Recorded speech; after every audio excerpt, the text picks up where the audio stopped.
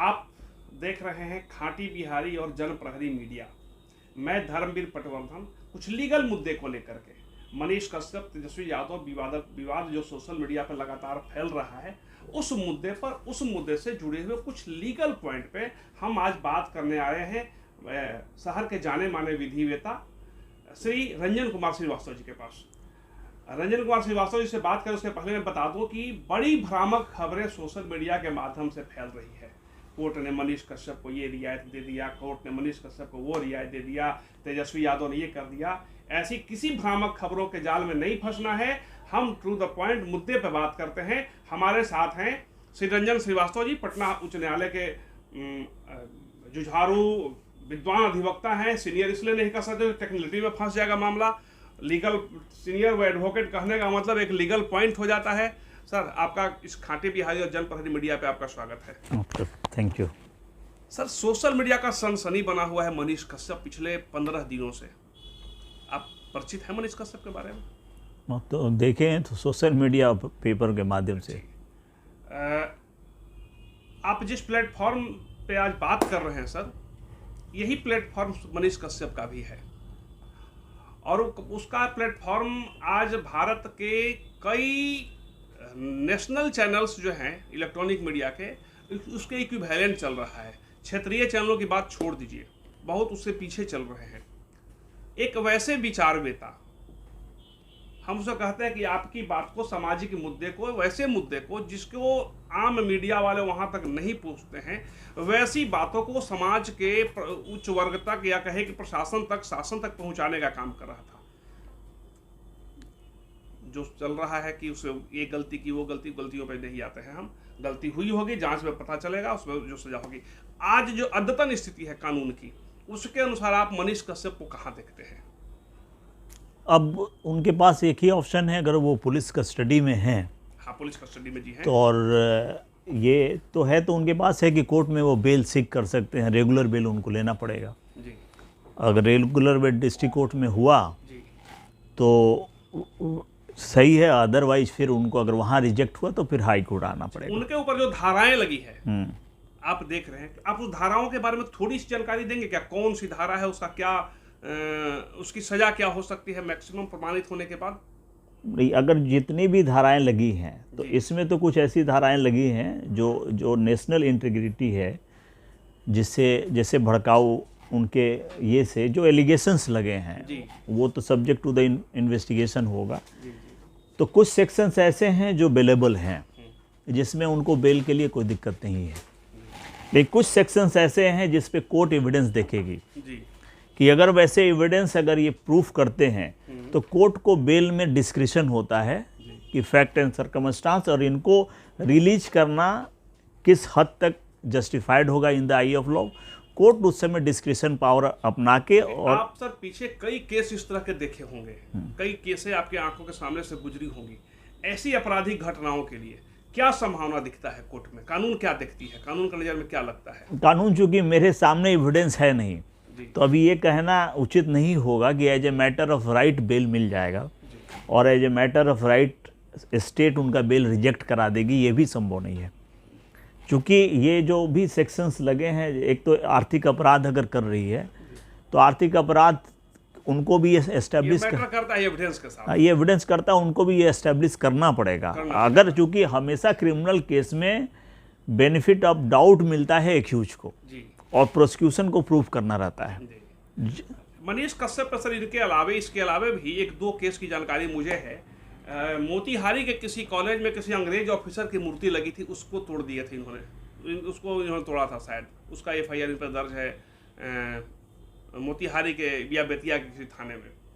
एक केस मेरे जानकारी में है कि कश्मीरी पुलवामा जो अटैक हुआ था, उस पुलवामा अटैक के आसपास एक आध दिन आगे पीछे पटना के किसी कश्मीरी मेला में कश्मीरी व्यापारियों के साथ ये मारपीट किए थे। 2 मामले इन पर पहले से भी दर्ज है मेरे जानकारी में, और भी हो सकते हैं या जो भी है।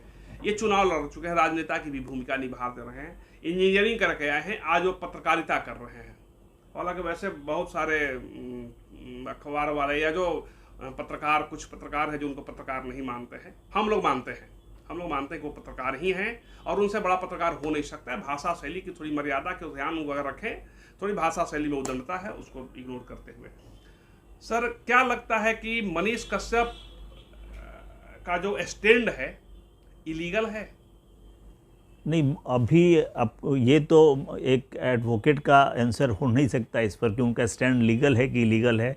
अब चूँकि मामला जो भी एफआईआर होता है, अगर कोई भी, तो अपने देश के में ये है कि स्टेट पुलिस अगर कुछ भी करे तो हर केस का मालिक जो है कोर्ट है।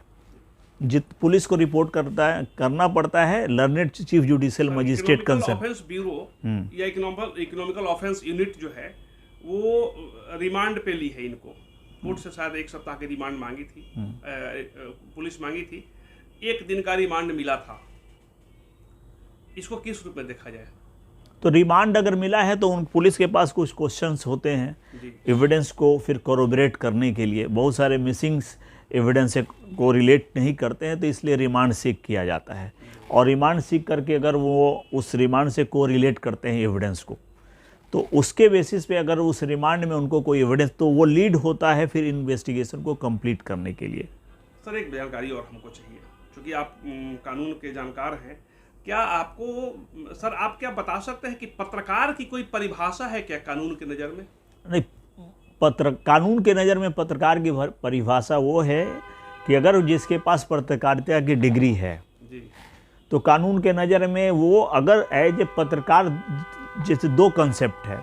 एक पत्रकार जिसको आप अगर उसको कह रहे हैं कि जो अभी अपनी अभिव्यक्ति बोलता है, तो वो कानून के नज़र में वो अभी अभिव्यक्ति बोल रहा है। कानून के नज़र में वो फ्रीडम ऑफ स्पीच का उसको राइट है। वो पत्रकार भी हो सकता है और एक जनरल पर्सन भी हो सकता है। तो जनरल पर्सन भी पत्रकारिता का काम कर रहा है वो। अच्छा सर, एक बात बताइए, पब्लिक ओपिनियन, मैंने आपसे बात किया या अन्य लोगों से बात किया, आपने अगर कोई ऐसी बात बोली कि मेरे साथ ऐसा हुआ है, मेरे दोस्तों के साथ मारपीट की गई है, हम पर हमला हुआ है, ये अगर बात आप बोलते हैं और हम इसको अगर लोगों तो को दिखाते हैं कि एडवोकेट रंजन श्रीवास्तव जी ने कहा कि हमको मारा गया, हमको पीटा गया, हमारे भाइयों को पीटा गया, और ये बात हम काल्पनिक प्रश्न करें, मान लिया कि ये बात गलत है, आपको नहीं मारा पीटा गया, तो इसके लिए दोषी कौन? इसके लिए हम आप दोनों दोषी होंगे। आप दोनों दोषी हैं। चूँकि अगर हम आपके साथ ये कंस्पिरेसी करके मीटिंग ऑफ माइंड कर रहे हैं जी, एक इलीगल काम करने के लिए, चूँकि हमारे एक्ट नहीं सर, आपने कोई प्लानिंग नहीं किया है। मैं एक सडन हमारी आपसे मुलाकात हो गई, आपसे बात हुई, देखे कि आप बड़ा पीड़ित थे, पूछ दिया सर क्या बात है, आपने बोला कि देखिए ना फलाने ने आए थे, वो हमारे साथ मारपीट किए हैं, और मैंने वो बात 2-4 लोगों को बता दिया कि रंजन जी को फलाने ने पीटा है। मैं ये नहीं सोशल मीडिया पे बताया कि ऐसे बताया? नहीं, सोशल मीडिया पे ही बताया। तो अगर सोशल मीडिया पे अगर बिना मेरे कंसेंट का बताया, नहीं आपसे कंसेंट लिया, आपके तो बयान ही चल रहे हैं। अगर हमारे बयान के बेसिस पर और हम अगर ये कहते हैं कि नहीं इसको सोशल मीडिया पे डालिए, जी, दोनों 2 चीज़ है। नहीं दोनों चीज 2 चीज़ है, कानून में दोनों 2 चीज़ है। हाँ, माइक पे और कैमरा के सामने आपसे हम पूछ ही रहे हैं, तो तय है कि वो कहीं ना नहीं, हमारे इस कैमरा के आने के पहले भी हमारी और आपकी बात हो सकती है जी, बहुत सारा। नहीं, ऑन कैमरा जो हमारी बातचीत हुई, उस बात को मैं अगर सोशल मीडिया पे डालता हूँ तो ये अपराध है कि नहीं? अगर वैसा कोई बात बोल रहे हैं जो कोई घटना घटित ही नहीं हुआ, और हमारे इस बात से किसी भी तीसरे को अगर कोई आघात पहुंचता है तो वो ऑफेंस के परव्यू में आ जाएगा। किसके लिए ऑफेंस हुआ, आपके लिए या हमारे लिए? नहीं, आपके लिए भी। अच्छा, मेरे लिए भी। ठीक है, इस बात के माध्यम से आप समझ सकते हैं कि मे भी जो घटनाएं घटी होंगी तमिलनाडु या पटना में वीडियो बनाने के दौरान में, मे भी उसमें कुछ बातें मिथ्या रही होंगी, और उस दृष्टिकोण से मनीष कश्यप दोषी हो सकते हैं। आगे हम और बातचीत का जारी रखेंगे। इसके पहले बता दें, अगर आपने अभी तक खांटी बिहारी और जनप्रहरी मीडिया को सब्सक्राइब नहीं किया है तो आप सब्सक्राइब कर लीजिए, और इसका अपने मित्रों शुभचिंतकों के बीच शेयर भी कर दीजिए, ताकि अधिक से अधिक लोग इस बातों को जान सके। सर, अगर आपको कहें कि मनीष कश्यप का केस लड़ना है, अगर मनीष कश्यप जी आके आपसे कहते हैं कि सर मेरा केस आप लड़ दीजिए, आपका क्या? तो कोई भी हम लोग को ऑथराइज्ड हैं, किसी को भी अगर देश के किसी भी आदमी के साथ अगर उसको लिटिगेशन की ज़रूरत है तो हर वो एडवोकेट इंटाइटल है केस लेने के लिए। तो अगर उनका डिफेंस की तरफ से अगर किसी के पास आएगा तो वो केस किया जा सकता है, कोई भी करेगा, एडवोकेट जो भी होगा।